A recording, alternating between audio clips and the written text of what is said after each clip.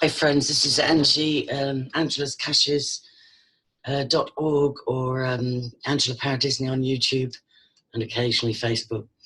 I know I haven't updated, I'm multitasking. I will finish the Kenya Project audiobook. I will update. I haven't done an update since September, so forgive me, it's been a busy few months for a lot of people I know. Thank you for the vast amount of support that's come in. I want to just address the legal issues, particularly in the UK judiciary. So this is my assessment of the SABINE McNEILL trial and sentencing. And I guess the revelation I got was there are two sacred cows, which is guilty until proven innocent. And the other one is that the jury must be protected from having any information on the case. And as I watched the travesty of a trial unfold over almost 4 weeks for 74-year-old disabled child rights activist SABINE McNEILL, I realized that the jury you couldn't even hold them accountable because they were uninformed. And there's a I think it's a scripture or a proverb that says, if you build a house on a crooked cornerstone, it can't stand.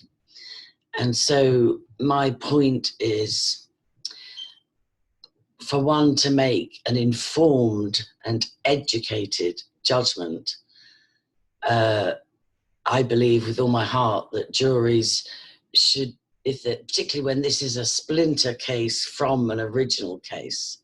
So the original case was two children disclosing in Hampstead about satanic ritual abuse occurring by their father, the priest, the school teachers, social workers, police, and parents and others. The children's testimony corroborated each other's, and medical reports bore out their disclosures. So that was the original case. Now, that, to all intents and purposes, was covered up. It was not heard in a criminal court as it should have been. No alleged scenes of abuse were sealed off and forensically examined. No timely arrests were made of the accused adults, nor their technology seized and examined. The case was heard in a secret family court with a 12-day fact-finding mission, which is legally and lawfully absolutely inappropriate.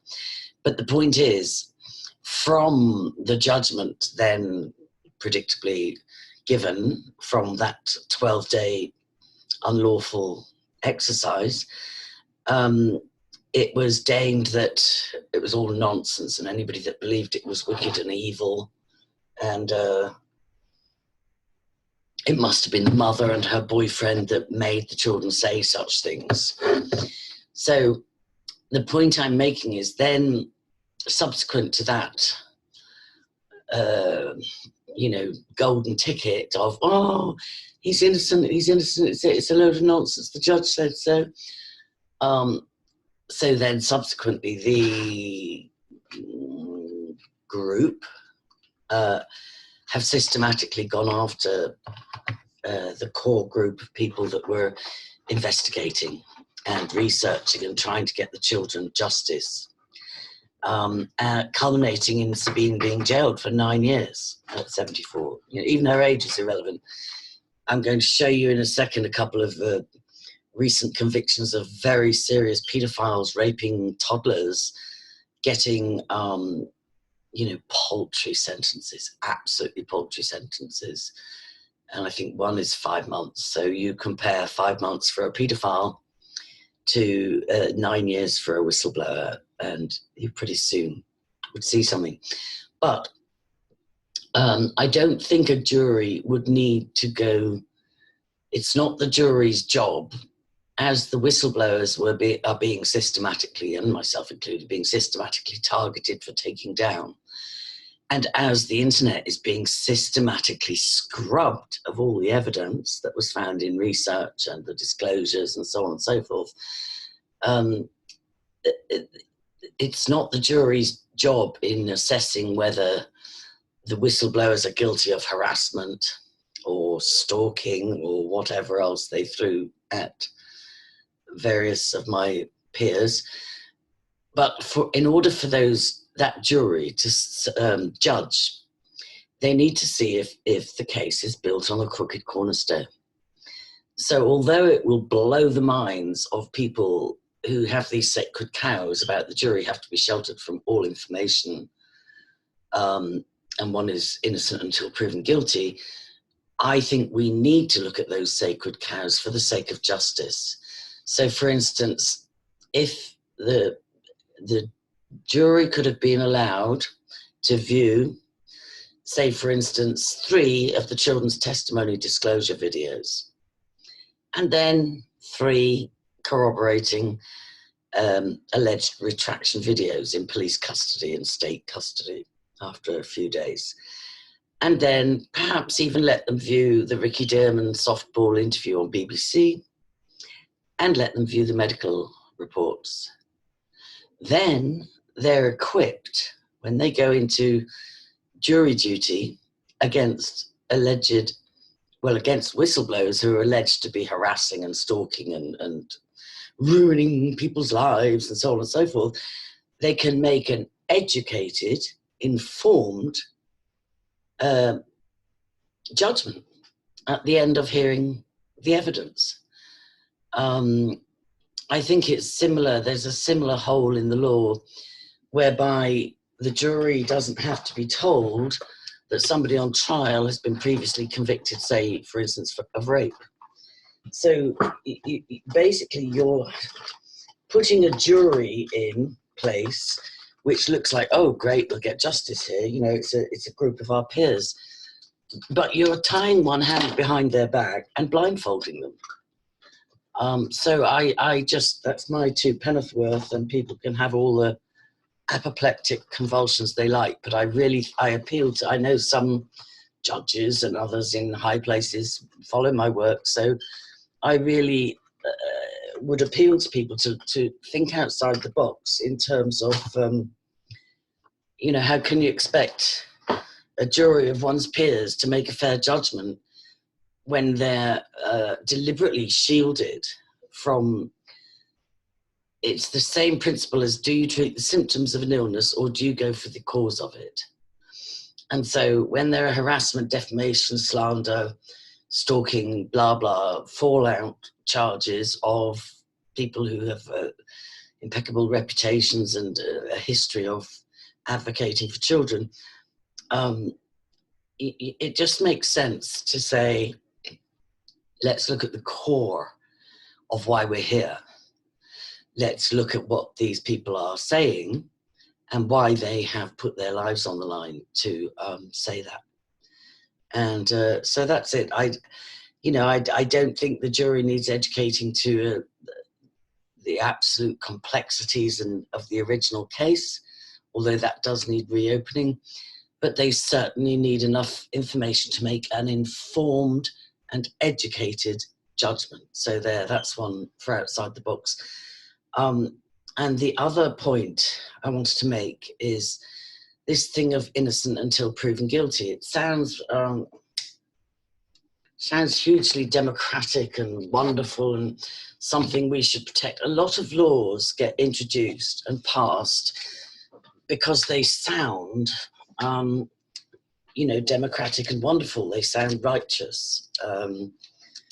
Like rights for children was introduced when in fact what was slipped in was, oh, we can remove children for risk of future emotional harm, which is just absolutely outrageous. Even with the Yellow Vest movement in the UK, people are being ordered out of wherever they are at risk of future disruption of breach of the peace. This crystal ball policing and state nanny parenting is it's not good, and it's not for a good purpose. And this is my point as well. It's wizardry, and it's NLP, it's neuro-linguistic programming, it's Scientology in a way. It's word magic to make you think that something is wonderful when the intent is actually nefarious.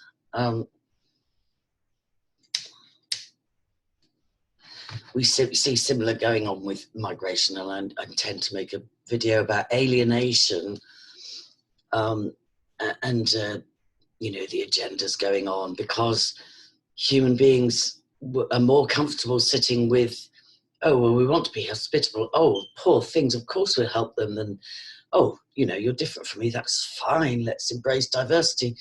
But it's when you look behind the curtain, it's a narrative, it's wizardry, it's NLP, it's deception. So similarly with innocent until proven guilty, I'll just show you a couple of things. I'll go screen share. Here we go, share, done.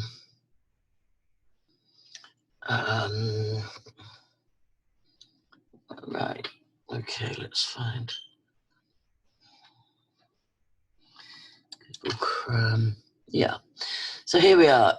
This person was acquitted. Now he's just been found guilty. A former manager of Celtic Boys Football Club has been jailed for 4 years.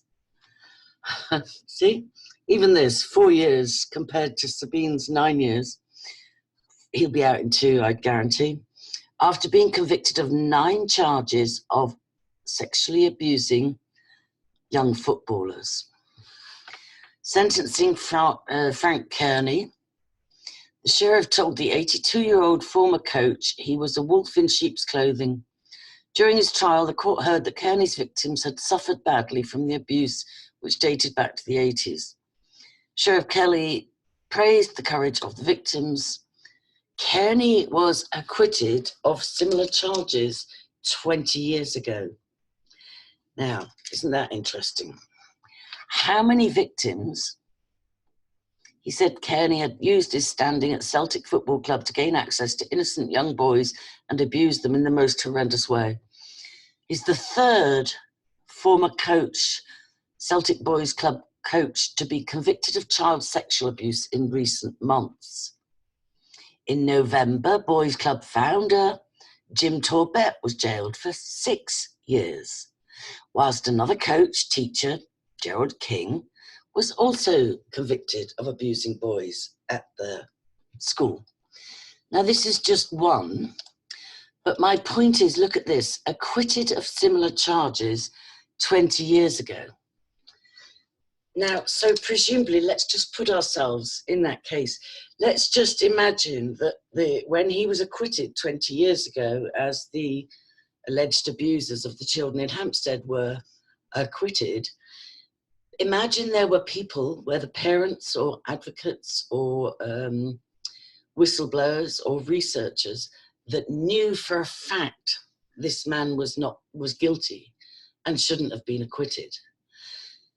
Would you say that it's almost, one has to appeal to one's conscience as a human being and a child of God versus risking falling foul of the law?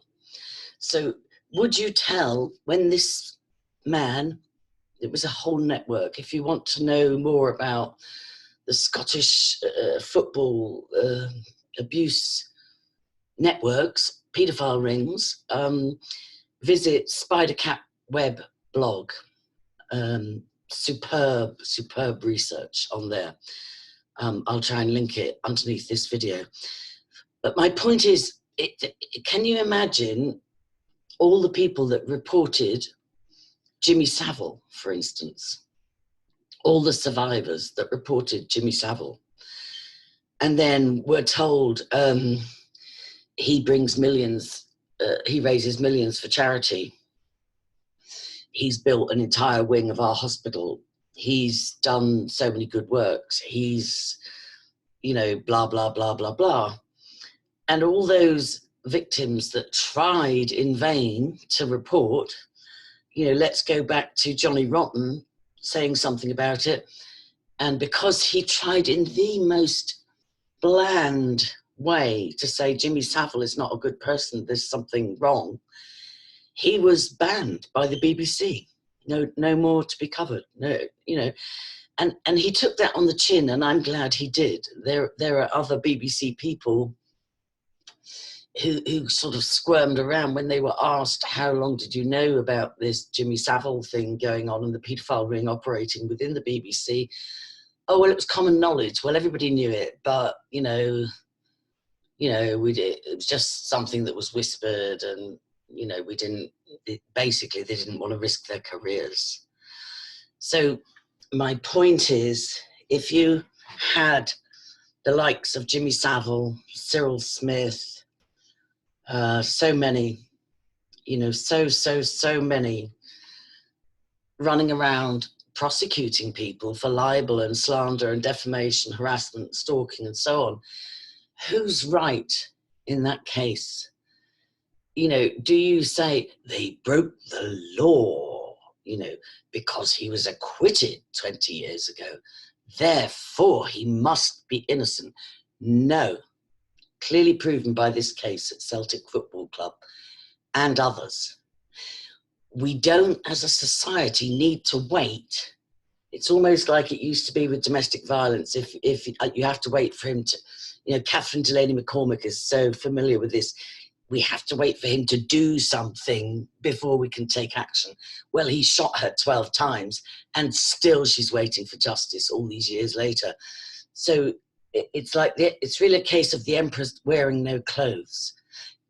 When I'm a law-abiding person, I've got no criminal record, never even had a speeding ticket, you know, raised to believe that the police are our friends, and raised my children the same way, although it can't be avoided to see that not all police are honourable and honouring of their oaths. But the point I'm making is, can you see the absurdity of people like this man, or Jimmy Savile, or Cyril Smith, or so many others? I'll give you another example of absurdity. Harvey Proctor, MP, ex-MP, Member of Parliament in the UK, convicted and forced to resign for lewd acts with underage boys many years ago, has now been invited on to the panel of the child abuse inquiry in the UK. Like, how, the most rewarding part of my work, exposing and working towards ending child abuse, is meeting with survivors or hearing from them, but meeting with many of them face to face. There are so many testimonies out there against people that have not been charged or properly prosecuted, properly investigated. So does that mean we as the public, or as concerned citizens, are we obliged to bury our heads in the sand, ignore our own experience of meeting survivors, talking to survivors, watching survivor testimonies, for example, networking with others in the field? Are we obliged to stay silent because the law didn't do its job, because the judiciary failed the victims? It's provable that the Hampstead children's disclosures were horrendously handled. And so when Ricky Dearman and others appear as protected witnesses behind screens, and nobody can say their names and so on and so forth, and say their lives are ruined, let's go back to the core of the problem. Why was there not a proper investigation done? And let's have one done now. And stop deflecting and scrubbing the internet of what actually happened. And I would say to any potential jury member, but most especially to the judiciary and those that make the laws. I think it was Shakespeare said, you know, sometimes the law is an arse. Sometimes the law is an arse, and if the laws are wrong, then let's right them.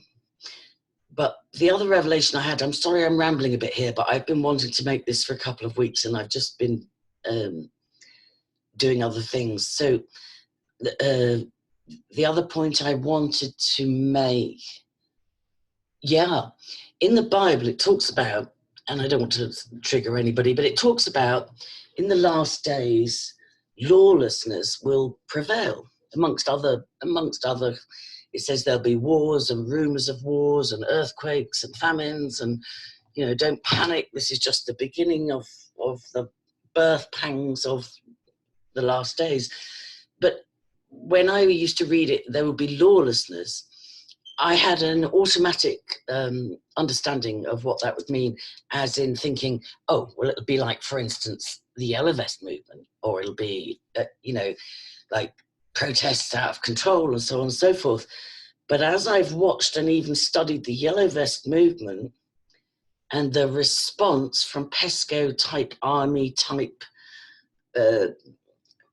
zombie-type policemen, and as I've observed the injustice of Sabine's court case and many, many others where children are taken, social workers are allowed to lie, and psychologists are allowed to make up fake diagnoses, and one's allowed to look in a crystal ball and say, this could happen, that could happen, right, blah, blah.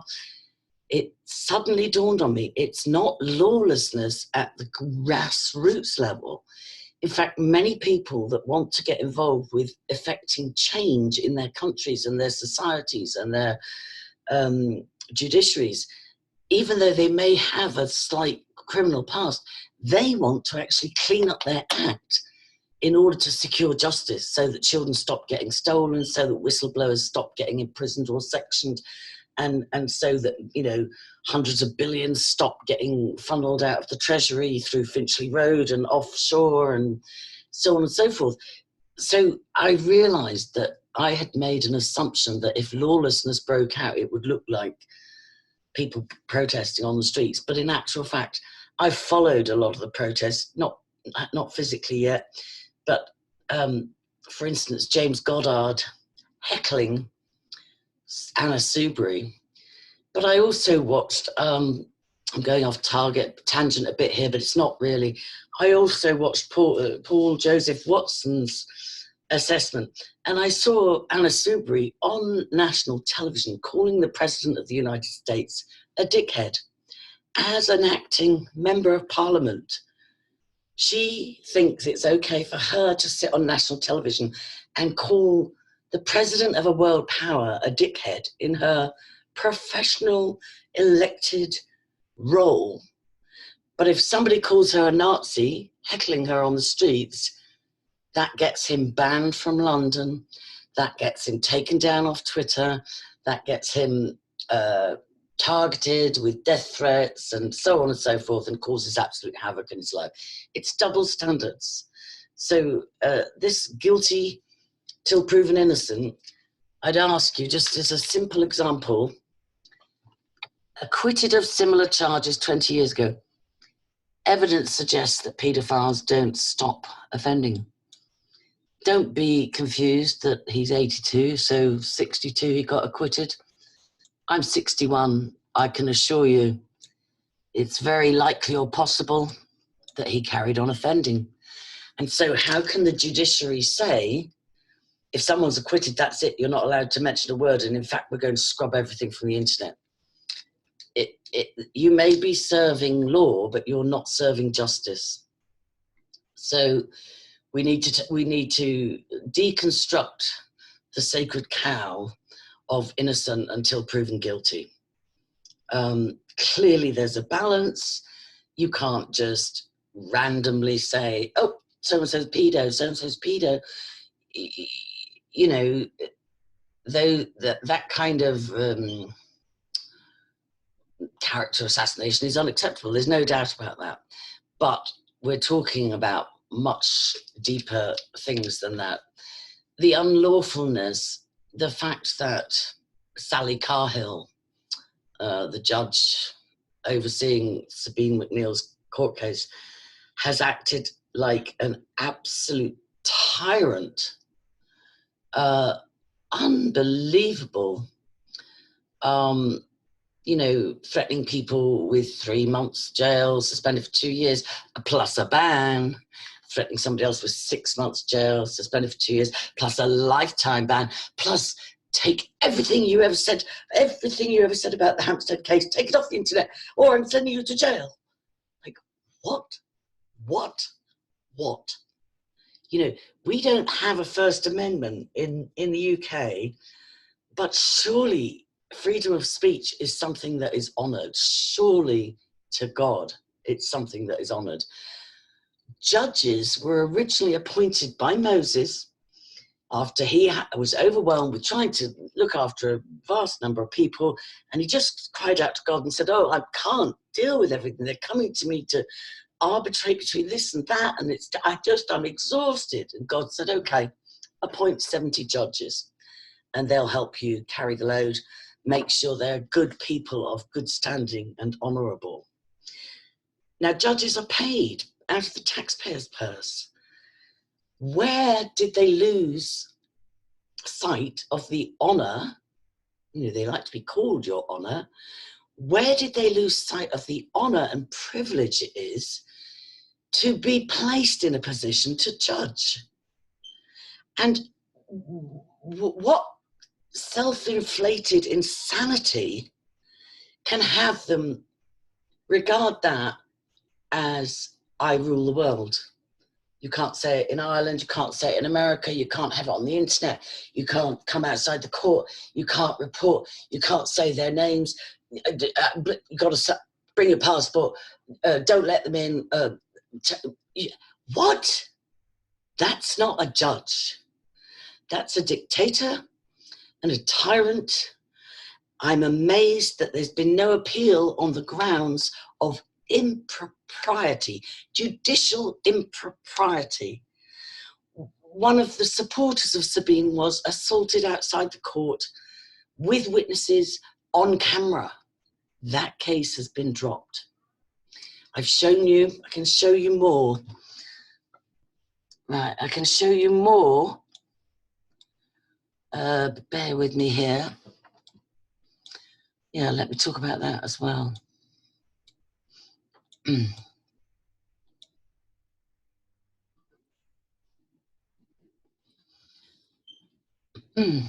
Sorry,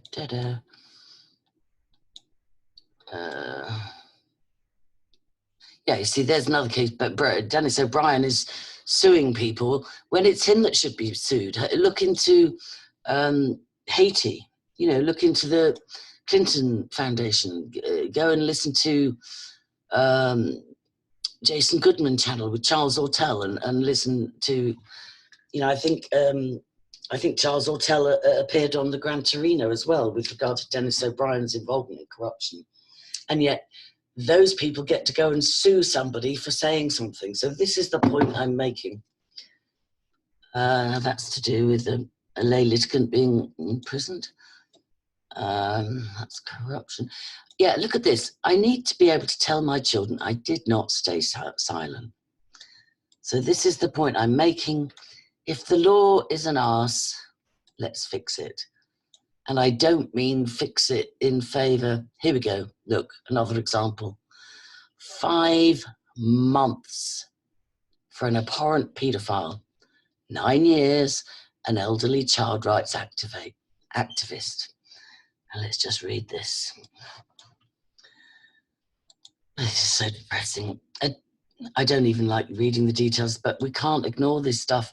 A dad jailed for just 5 months for sexually assaulting his 2-year-old son admitted that normal sex did nothing for him. The paedophile tried to corrupt 2 different partners so that he could molest young children. Appeal judges heard. Details emerged as the man, who cannot be identified, lost his challenge against his conviction. Can you believe it? Can you believe it? In September last year, he was convicted at Newry Crown Court in Northern Ireland on one count of sexually assaulting a child and sentenced to 5 months in prison.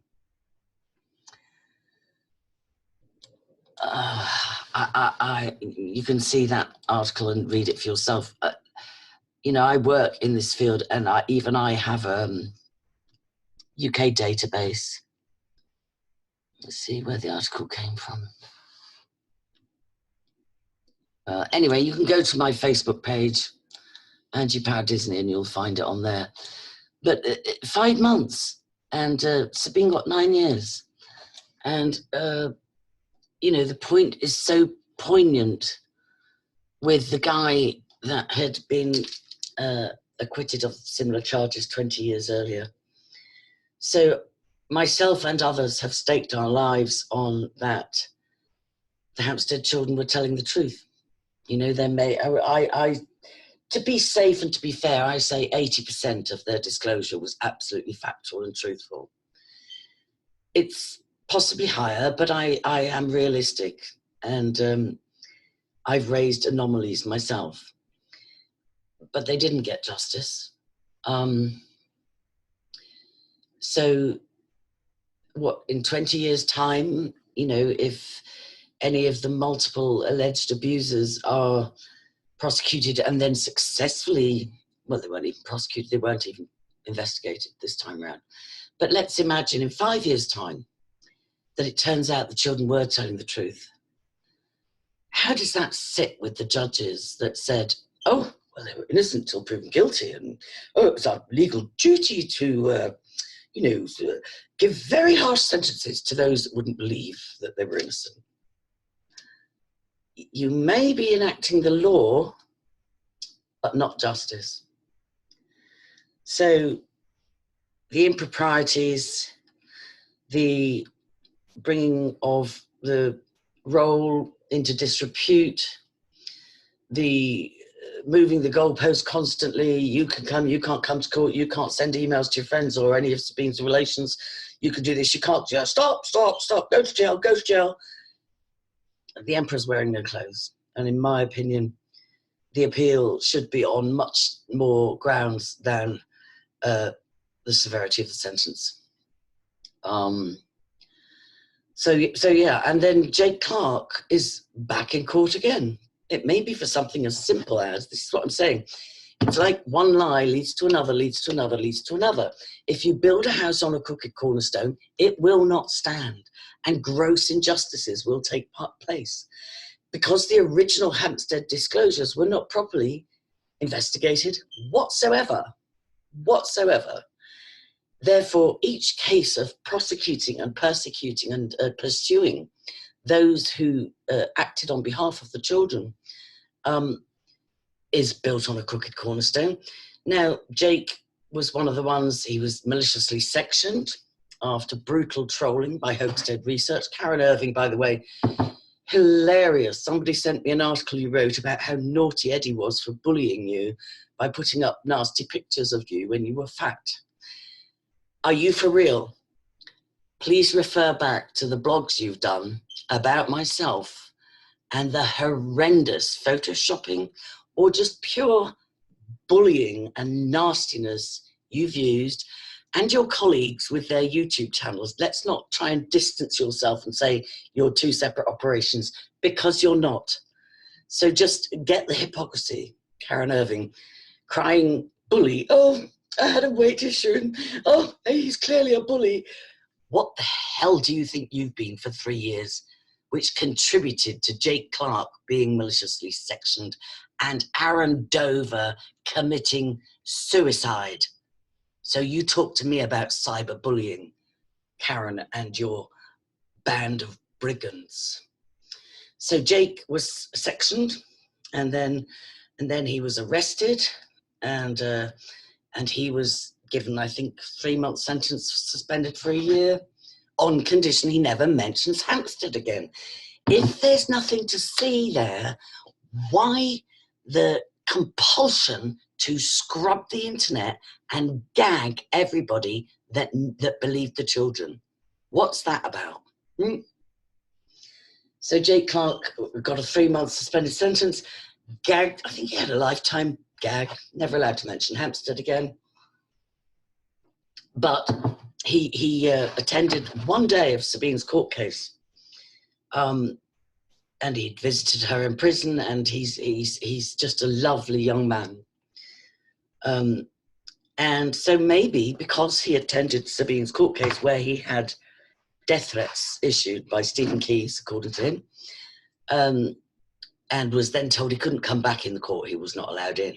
This is like, this is a public courthouse, Judge Sally Cahill. Who made you God? Seriously. What is this colonial British Empire? We rule the waves, we rule the world. Oh, you can't do this, you can't do that.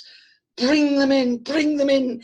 It's like something out of, a cartoon. It's like something out of Alice in Wonderland.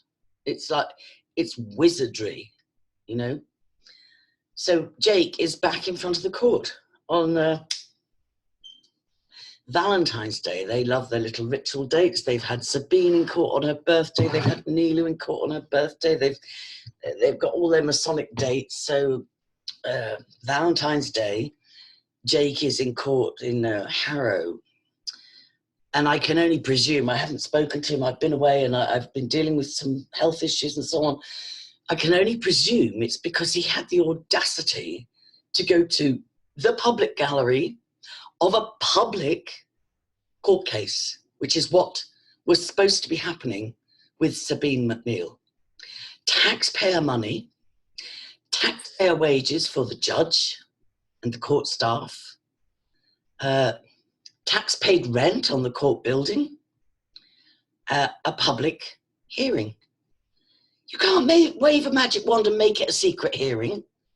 You can't ID check and threaten public gallery people. If you email Sabine's nephew and tell her how things went, go to jail, go to jail, go to jail. No, we need to hold our judiciary. And I don't live in the UK anymore, and I'm rather glad. God forgive me. My mother's English.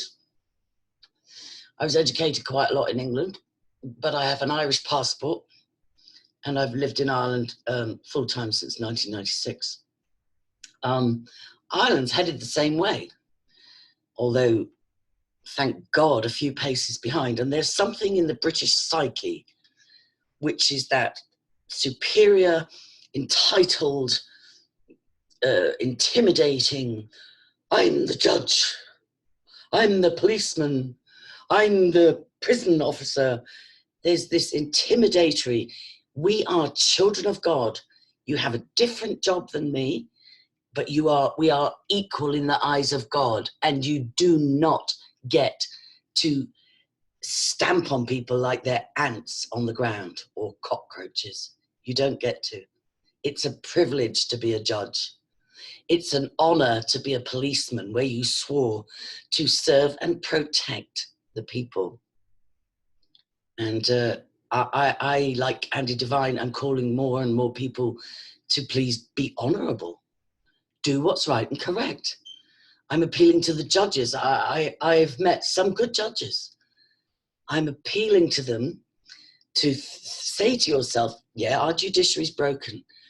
Think outside the box. And my contribution is, innocent till proven guilty.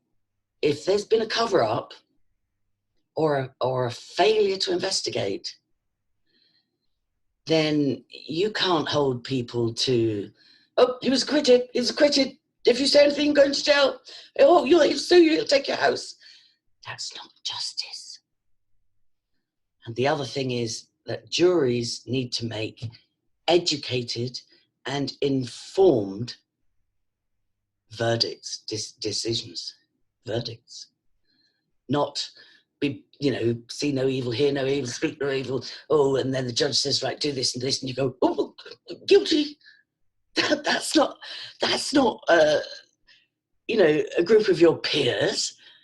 That's people being put in a bubble, deliberately kept in the dark, and then being expected to make a just verdict.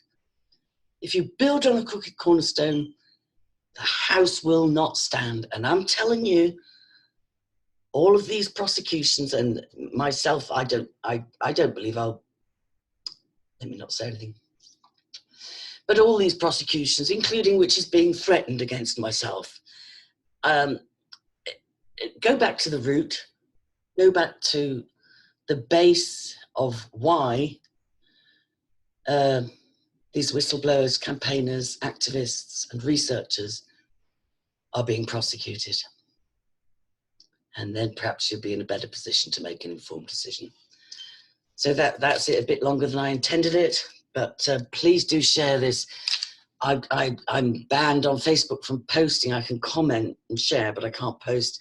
So please like, subscribe to my channel if you haven't done, especially subscribe to my blog, because social media can come and go, but my blog is pretty secure, angelascaches.org, and share, just share, because unless enough of us say the emperor's wearing no clothes, the judicial system is broken, some judges are running amok, absolutely running amok, and justice is not being served. There needs to be more and more people not just aware of that, but acting on it. And fair play to Ben Gilroy and Mr. McCarthy, both activists, lay litigants that have been jailed in Ireland. Ben is out after 3 weeks on bail to, you know, was jailed for 3 months contempt of court, when all he was doing was pointing out an unlawful detail. And also inquiring, was it AIB in Belfast that was trying to evict somebody? So fair play to Ben and everybody that supported him. Please support Ben Gilroy. Please support McCarthy at Limerick Court. It's on my Facebook when there's a vigil in support of him scheduled. And please support Jake at Harrow Court on Valentine's Day, peacefully. And, you know, I don't know how to end these things, because we are in the midst of a time of lawlessness, which is not lawlessness of the people. It's lawlessness of those in authority. Thanks and God bless.